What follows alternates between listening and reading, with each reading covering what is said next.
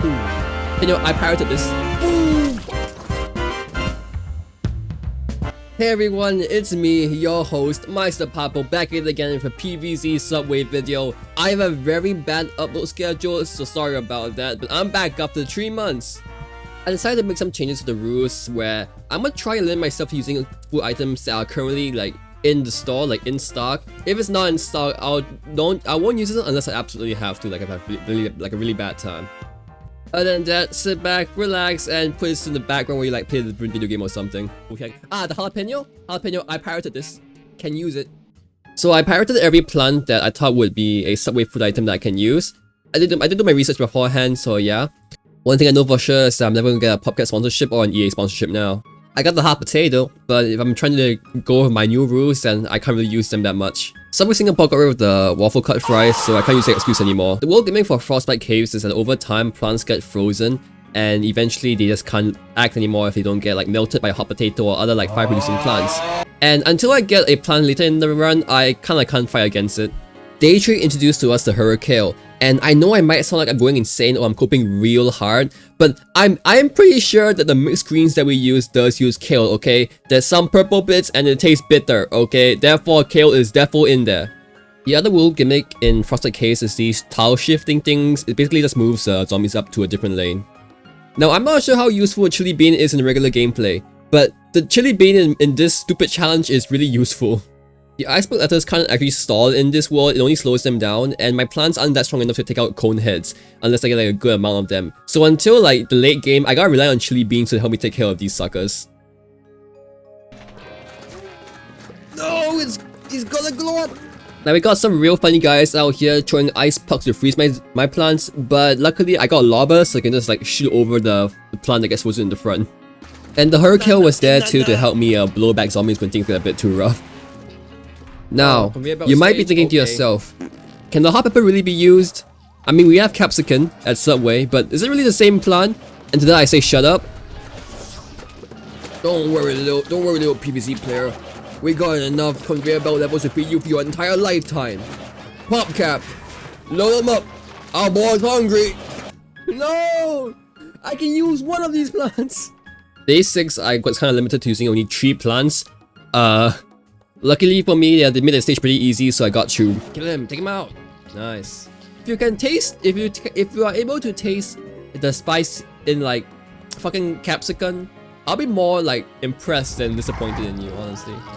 Cool pepper factors. Bell peppers have a Scoville heat unit of 0, so if you're able to taste the heat in it, you're either insane or someone spiked it. Honestly, in regular PvZ2 gameplay, the pepper pot isn't actually that good of a plant. It's kind of only used to heat up plants for free if you don't have like other premium heating plants. It's a quite long recharge and it costs a lot, so it's not that useful there. But in this playthrough where we get very limited in the plants we can use, I happily take it. You may have noticed that I started bringing the solo tomato in every single run. It's kind of necessary now because I need a lot of sun if I want to use the pepper pot. Unfortunately, it's more of an endgame sun producer, so at the start, because it isn't really that useful. Day 8 was conveyor belt level, and we were given this solo pepper pots that I don't think it's actually possible to be using only pepper pots. If you watch any other PvZ limited plant challenge video, you will already know that Frostbite Caves is notorious for having a lot of use these plant stages or conveyor belt stages. There's not a lot of flexibility here. At this point of the challenge, I decided to stop using the cabbage pot since the pepper pot is the same thing but you know better. It costs a bit more sun but that's a price I'm willing to pay. Maybe having 3 premium plants in one team is kind of like overpowered, you know? Whoa. Whoa. Conveyor belt level. Wow. Cool sub factors. If you're thinking about applying for a job at Subway, just know that pay isn't the best, but the job's pretty simple, like you don't actually have to cook anything. It's pretty laid back. Just find a good workplace like I have and you'll have a good time. I can use one of these! One reason the chili bean's really good in this world, right, is these dodo birds that can fly over the tile shifting things. I like to like focus all my firepower into like tiles where they actually go to, but dodo birds can fly over them, so I just have a chili bean like ready for them to eat and die. The first attempt in this day did not go well. A solo tomato, chili bean, and pepper pot is not good enough. So for the next try, I brought in the all tomato. The way this plant works is that it's really expensive, but as you plant more down, it gets even more expensive. And you can plant them on each other to get even more power. They fire like a really strong laser beam, and frankly, this plant carried me through this entire world. Using stupidly overpowered plants, I can manage to get through this day, no problem at all. Also right, the Ultimato's plant food, it makes it explode and do a huge damage and resets the sun cost. I abuse the hell of this Trillion run. Okay, I know I said kale is mixed greens, but I'm not so sure about chard. I'm gonna just put it up to maybe. I'm not gonna use it. Day 12 was the last stand type stage. I had a row of bell peppers, a row of corn, and a singular solo tomato in the center. It worked out in the end, but I'm pretty sure I could just do the Ultimato like solo middle lane. No, I really hate mushy apples. I fucking hate them so much, dude. The thing about the solo tomato is that it gives 50 sun for any zombie, like no matter what type it is. So it really only makes sense if it's more than 2 zombies. So what I like to do is I like to use it at the start to stall 2 zombies if they're close to each other. There were a few close calls, but the chili bean and the solo tomato is able to stall it out whenever I need it. So that's good, it's all good. They throw the gargantuan at me, but honestly, right, it's not big of a deal. If I just use my, if I use the jalapeno, it should be fine. If I lose it all, lose it all, lose it all. Day 14, I was stripped of my free will and forced to follow Big C. Looking back at it right now, I think I actually probably could have beaten this stage if I just used only Subway food items. Maybe I should go back and do it. I'm a bit lazy though. Cool sub fact. The Subway I worked at is owned by a husband and wife duo. They own 2 stores, the one that I worked at and the new one they're opening at the mall. I'm not gonna describe the Subway I worked at because there's not a lot like it, so I probably shouldn't dox myself. Day 15 was to protect the endangered plant stage. I thought it wouldn't be that bad until I actually took a good look at the stage and saw that there's a huge blind spot in these 2 parts of the map. I didn't beat it first try, yeah, no way. So I had to bring the only form of protection I can use, the macadamia nut. White chocolate macadamia cookies. My second favorite cookies behind oatmeal raisin. This nut is a shallow plant and I don't have the moonflower with me. It costs more sun than the water with less defense, but I have to make do if I can, okay? Day 16 was the mid-world boss fight, and I don't know what happened, but I lost twice. Maybe I am just that bad at the video game. Yo, this stage ain't even part of the challenge, am I just dead ass? Day 17 introduced these pusher zombies that push ice cubes if it instant them. For some reason the Ultimato can just shoot right through the ice cube, so yay. Also they had these gloom shrooms, I think they're called.